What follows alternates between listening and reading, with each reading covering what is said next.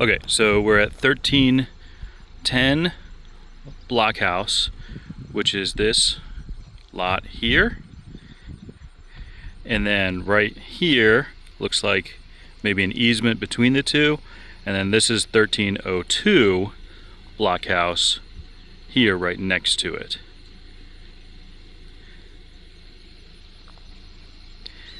It's kind of hard to see in this light, but that is pretty steep once you get past maybe 100, 200 yards down that way. It goes up real steep in the back behind 1310, and it looks like there's a little bit more back behind 1302 before it gets up to the really steep parts. I'm not sure how far over towards that side over there that the property line goes. Although if it's all the way up to the wooden fence, it looks like you got a pretty decent amount on 1302. 1310 looks like it's much more narrow and goes back less before it gets real steep.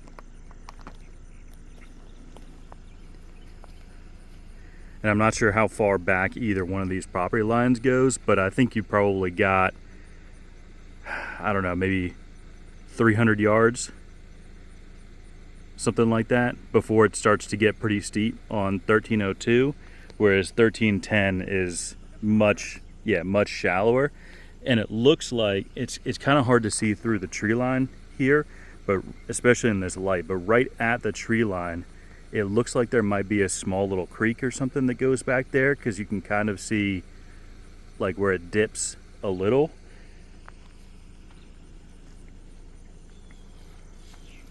And then here's the main road. This is Blockhouse Road. Here's the neighbors.